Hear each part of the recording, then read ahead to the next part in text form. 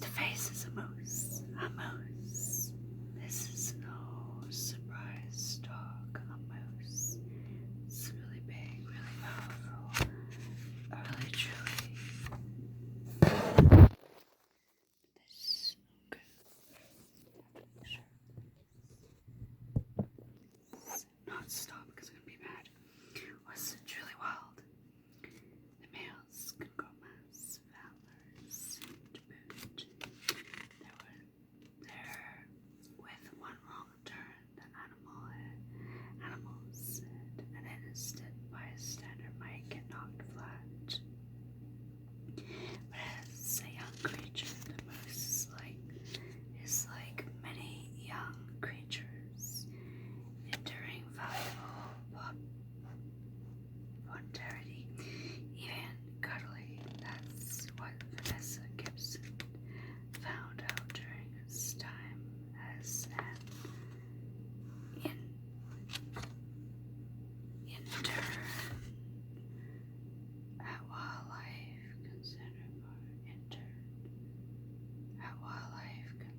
Center Partner. It was there she met and fell in love with Jack Moose. I was homesick all the time, Vanessa remembers. So when her boss center told her that injured moose cabins being brought to them for care, she was hopeful a glimpse of an animal, maybe an opportunity to feed, and would ease her melancholy. I don't know. With her boss's encouragement, Vanessa ran to the center's barn. Peeking around the corner, there lay a leggy little animal curled up in a pile of hay. Jack was about 3 days old and maybe 25 pounds. His right front leg was broken above the knee. He had a bite mark above his lip, maybe from a bear or a dog. He looked at me with his eyes and got... Sorry. Hold on. I'm so scared that it's gonna randomly stop like last time. Where was I? Heartbreaking. Moose calves make a high-pitched wail that sounds like a lot like mama. Even in its sad state, it was the cutest thing I've ever seen or heard. The boss told Vanessa she was Moose Mom for the day, and she happily joined the baby in the hay with a bottle to feed him. And there she stayed all day, all night. After a while, Jack wouldn't relax and sleep unless he had his head somewhere on me. Someone had to bring me dinner because once I sat down, Jack wouldn't leave. It was a long haul. Jack was in a rough shape. Vanessa was worried he wouldn't make it. But Jack seemed to improve. After about a week, Vanessa learned. But Jack seemed to improve a bit after about a week. Vanessa's near consistent care. He even earned the nickname Captain Jack as he learned to hobble with a leg in a homemade splint, his very own peg leg. As Jack recovered and grew through this summer, Vanessa says she didn't leave him for more than a few hours at a time. I wanted to be there all the time. He was my moose. At that point, I slept in and out of a tent so I could be near him. He got used to me being there, rain or shine. So imagine what it did to Vanessa's heart to say goodbye to Jack and return to school at summer's end. When I packed up the tent, he came out to see what I was doing.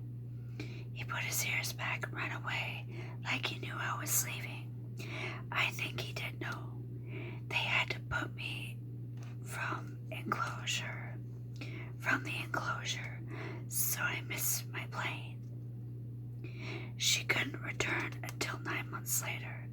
That amount of time blows at a tornado speed from a college girl, but that's a lifetime for a young moose, especially in terms of its growth. Jack tripled in size during those months. That was the first surprise for Vanessa when she finally saw him again, which is this picture right here. Right there.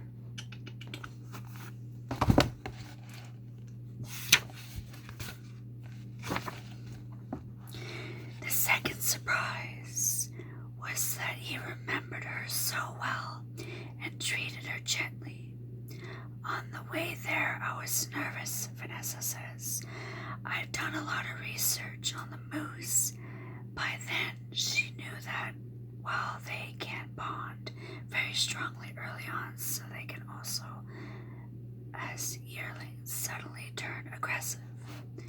So, from a baby till grown up, they can be mean, is what she meant. Jack had his back to Vanessa. When she pulled up in the wildlife center, she thought, oh, he's not going to know who I am. Or is he going to be scared or aggressive? But she was wrong. Wrong and wrong. When I stepped out of the car, his ears turned toward me, and before I even said anything, he ran to the fence, ears flying back, and started rubbing against my hand. He knew immediately was enlightened to see me. I was so happy. The two returned to some old routines. I brushed him and tucked his head into my shoulder and fell asleep. I lay down next to him, picked up his head, he looked into my eyes. I tucked my head into my shoulder this time, and he laid his head over mine. It was so special and so relaxed. Other rituals include the moose form of fetch. Though Jack wasn't much of a retrieving a stick, running around side to side playing chase, I could always feel him come up behind me. I'd spin around and chase, and he'd run, he'd love it. Wild animals, even those who are raised with people, can be unpredictable, and Vanessa was aware that each time she was with Jack. Even as a giant, however, the moose was gentle with Vanessa, never made her feel nervous or showed any sign of aggression toward her.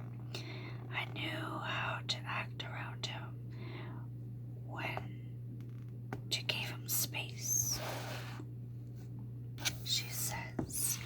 So there was no reason for him to be afraid or threaten me.